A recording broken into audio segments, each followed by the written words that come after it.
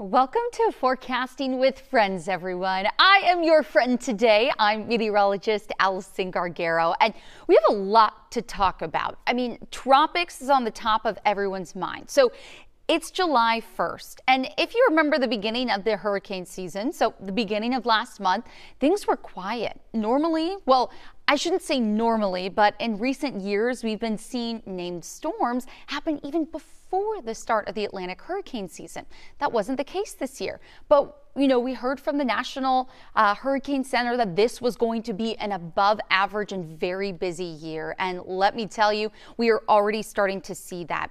Over the weekend, we had Hurricane Beryl form. Well, obviously started as a tropical storm, but it went from tropical depression strength to Category 4 hurricane strength in 42 hours. Talk about rapid intensification. And it actually dropped to Cat 3 status. Now it's back to Category 4 status as it has made landfall in the Windward Islands. So there is a lot going on in the tropics. Not just that, but overnight we had Tropical Storm KRIV form, so our third named storm of the season.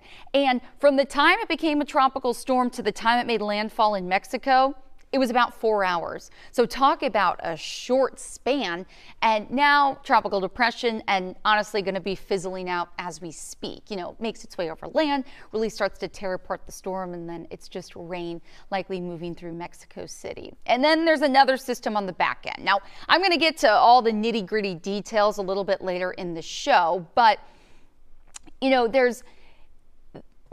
we have some really awesome tools, and the hurricane hunters are one of them. And let me tell you, they do great work flying into these storms. Could you imagine a major Category 4 storm? And it's just about 6 miles per hour away, if it does increase that much, to becoming a Cat 5. I mean, could you imagine the drops that the people that actually fly in the hurricane hunters planes? I mean, it's just so impressive. So, we've been talking about Hurricane Beryl making its way through the Caribbean as that extremely dangerous Category 4 storm. We're looking at maximum wind speeds at 150 miles per hour as it did make landfall in the Windward Islands, like I mentioned. Now, Beryl is the first hurricane of the season, but statistically, we usually don't see hurricanes form until late July or August, and we usually don't see a major hurricane form until September. So Fox Weather's Brandy Campbell actually got a look inside the hurricane hunters that I was just mentioning, their aircraft that flies directly into these storms. So let's take a look. The hurricane hunters, well, they are flying straight into the storm. Now, that's a name you're probably going to hear a lot this season, so let's take a look into their operation. NOAA has these two aircrafts, the P-3s. The Air Force Reserve, they have 10 C-130s, but they both fly into tropical systems when assigned by the Chief Aerial Reconnaissance Coordination at the National Hurricane Center. Hurricane hunters fly at around 10,000 feet with missions lasting 8 hours, sometimes longer, with 5 to 15 people on board. NOAA also has the G4 aircraft flying around and above storms up to 45,000 feet. NOAA's aircrafts also have radar for research. Now, engineers will release these drop signs into Beryl from all aircrafts. As they fall through the levels of the storm, it collects temperature, pressure, humidity, wind speed, and direction data. It's all sent to the National Hurricane Center in real time to refine that forecast. Now, this is an example of a mission path. Their goal is to locate the center of the storm and sample every quadrant of it. The flight pattern depends on the size, shape, and movement of the storm. Pilot Christopher Wood says data from these flights improve forecast accuracy between 10 and 20%. When you're making the decisions whether you're going to evacuate your home, if you need to go and buy supplies and stock up, 10 to 20% is a really large margin. It's really important for you to make those decisions. And so without these aircraft, we would be much more uncertain on what the storms are going to do. Now, by looking at the flight video, you can imagine it is a wild ride for those on board. The National Hurricane Center expecting up to 25 named storms, and we're only on number 2, so it's likely they have a lot more flights ahead of them. Here in Miami, I'm Brandy Campbell, Fox Weather. Did you see some of that video? I mean, just dropping. And I've actually heard of meteorologists, one of them including our very own John Dawson.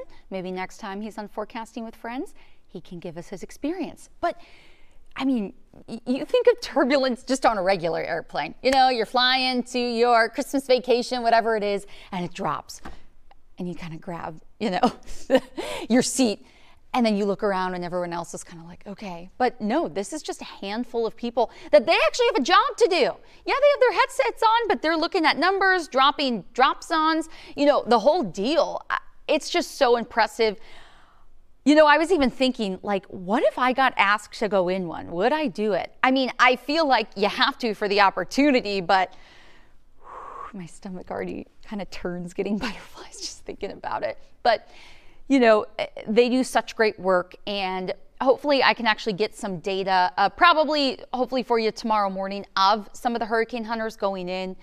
You know, like Brandy was mentioning, they sample every quadrant, and the Northeast quadrant historically has always been one of the worst. It's just the way the area of low pressure is churning, and you just get hit with wind and rain, and that just seems to be one of the busiest spots and where we see some of the most active weather. So a lot going on in the tropics, but Mr. John Dawson, our very own meteorologist, he'll be on for you tonight, Fox 26 News at 5, 6, and then in the evening.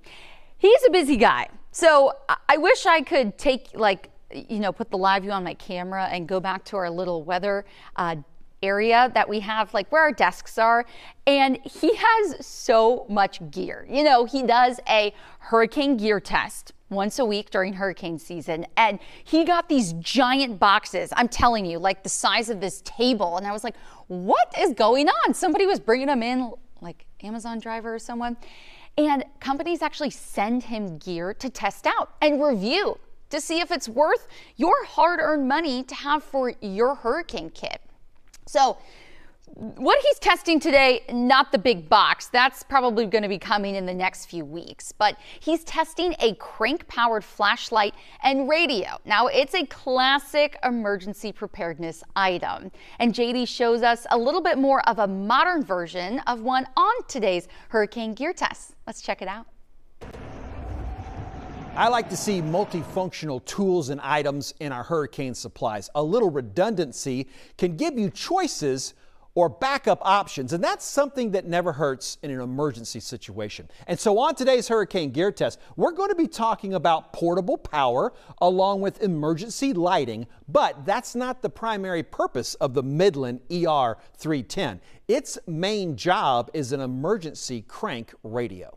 But as the saying goes, this is not your father's Oldsmobile. This thing has some technology that'll make you want to consider it for your hurricane kits. An included lithium-ion battery can be recharged with the dynamo power. That, of course, is the crank. But did you also happen to notice that there are some solar panels here on top? And if I've got the time, I'm going to let the sun do all of the work. And you can also keep it charged with a micro USB cable, and what goes in by USB can go out by USB, meaning that you can charge your phone and other devices from here as well.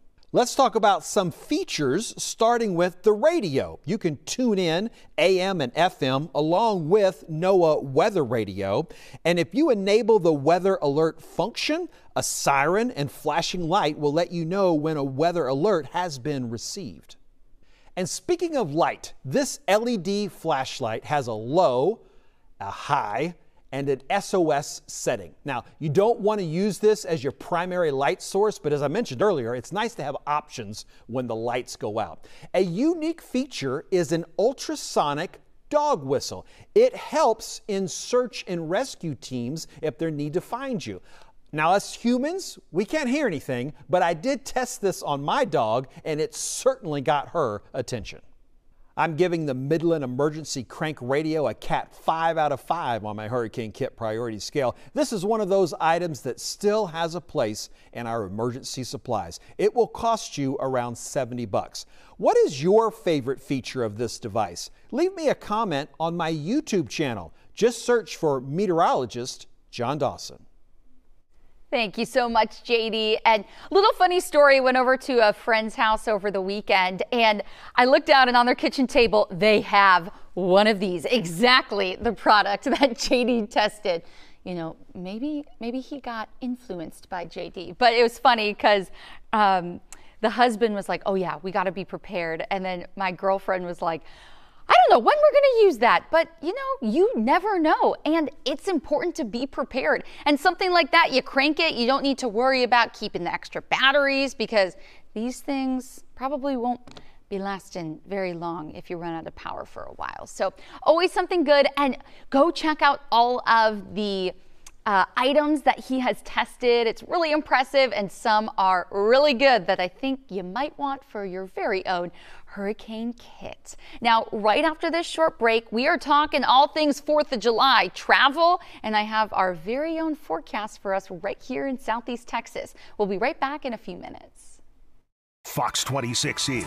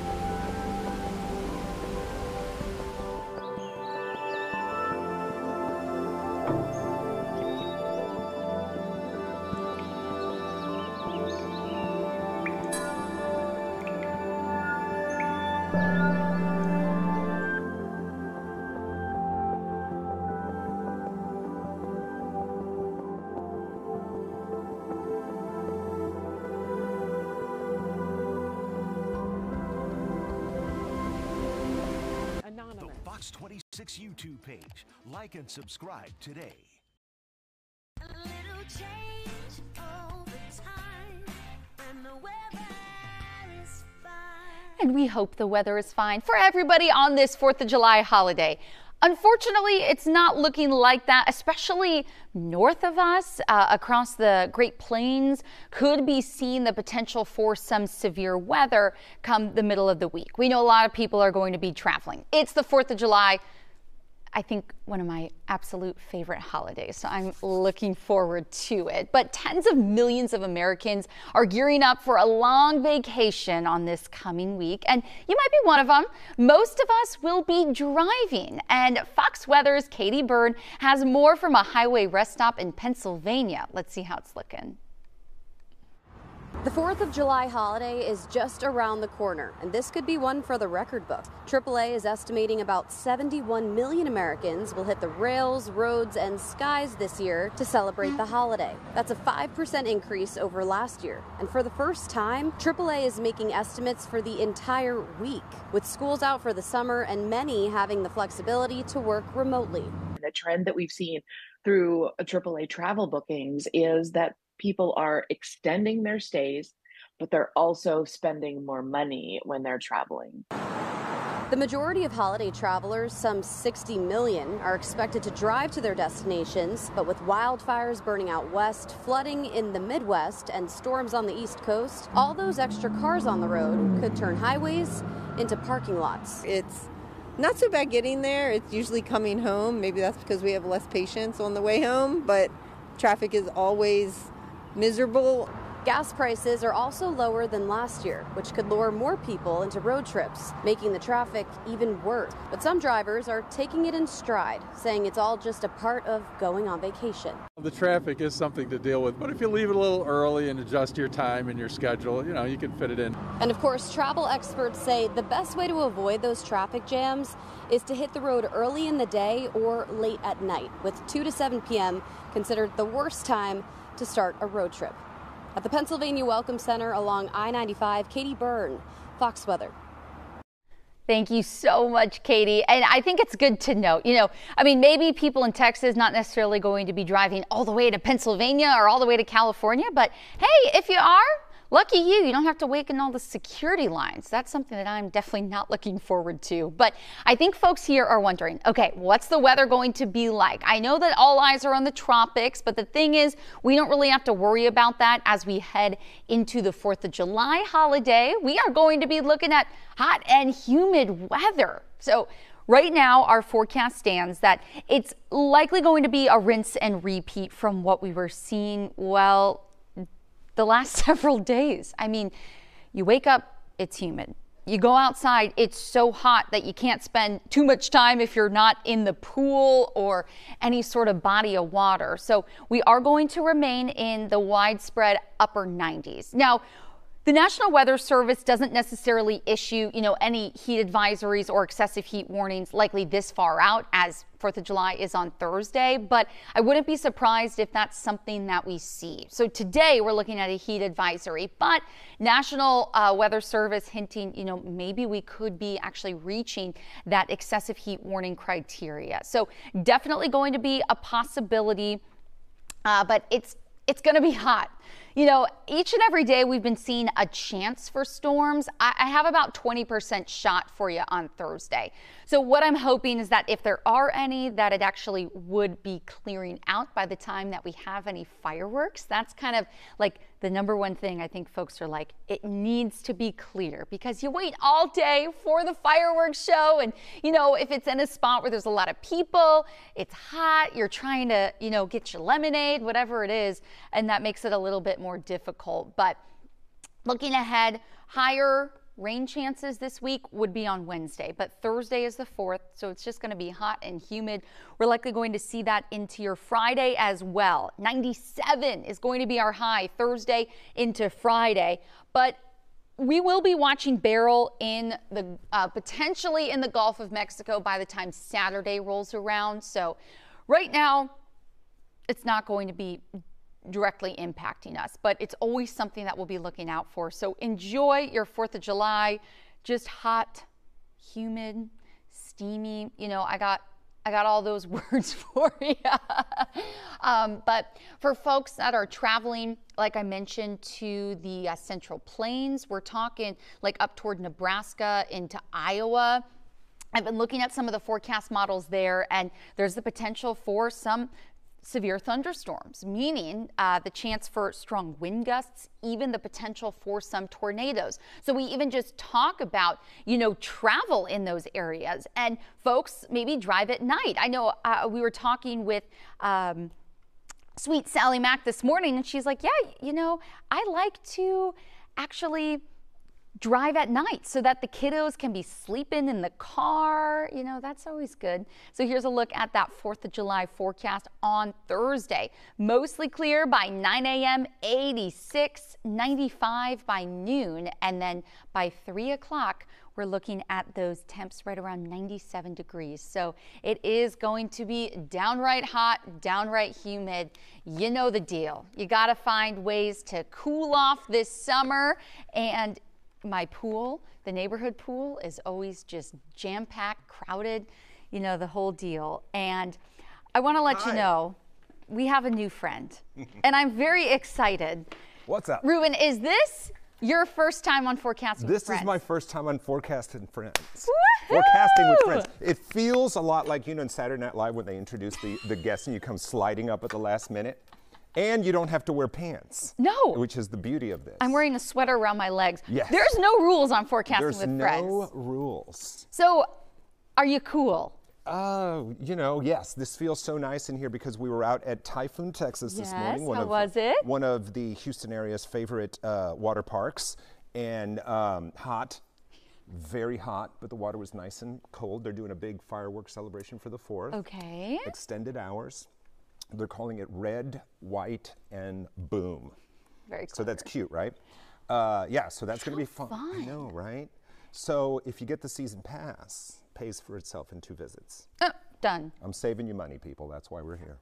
Okay, Ruben, I want to just shout out my neighbors, or maybe they're in the doghouse. When I leave for work early in the morning, yes, we're talking like 2, 3 o'clock, they are still playing pickleball at the local pickleball courts. So the thing with pickleball, because I know pickleballers, and apparently it's like an obsession. If the bug bites you, you're done. You're going to pickleball 24/7.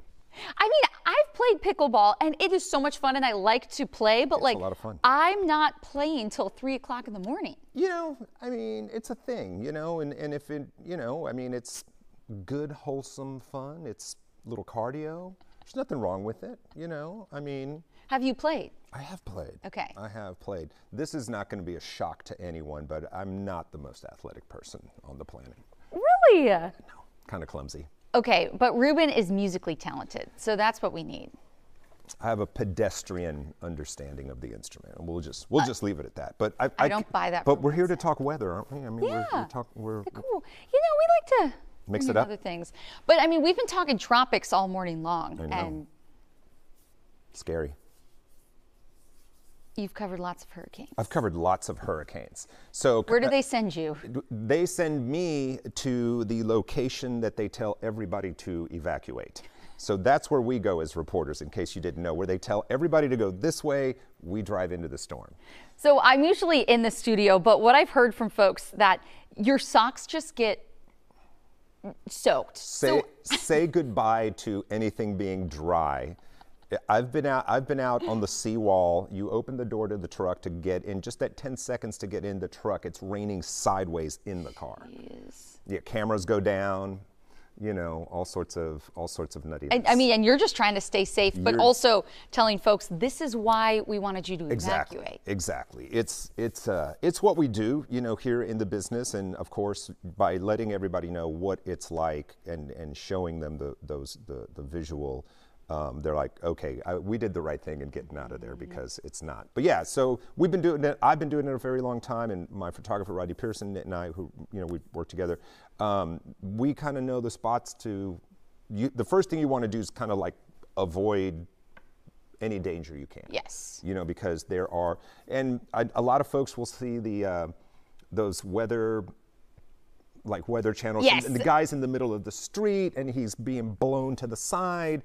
And it's a good visual, but that's not super smart. No, because it's not safe. You have a family. Debris starts flying around in the air, and if it's 75 miles an hour or higher, those are projectiles. Well, we hope you won't have to be going out in the storm, but if not. So, you are covered with Mr. Ruben. Thank you so much. But wait, I came for a very specific reason. What is it? So on the 8th, okay, we're going on a cruise. Okay. Is my cruise in danger? Will I be cruising? Where are you cruising? Cozumel. I mean, if I need to make plans. Is it a 5-day? I think so. Like if I need to make plans to go to, New York City or something, I need to know. No, I think that if you went to Cozumel and then kind of maybe moved up in the Gulf by later in the week, you should be fine. Okay, see? That's what we're That's here why for. you guys tune in. Okay, when we come back from break, I'm going to have more details on what you can expect in the tropics. Thanks, Rubes. You got it. Fox 26 is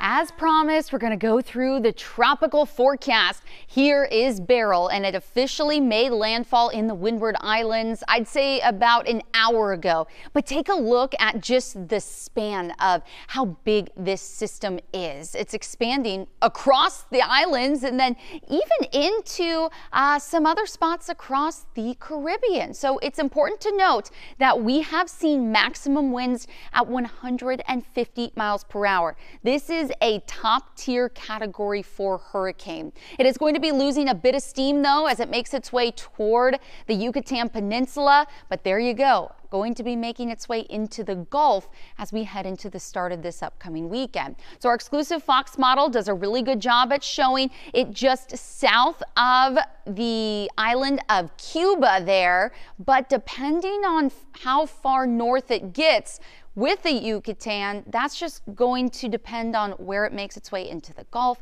So make sure you stick with us. We are going to have the latest updates on Fox 26 News at noon and then continuing into the evening hours. Have a great rest of your day, everyone, and stay cool.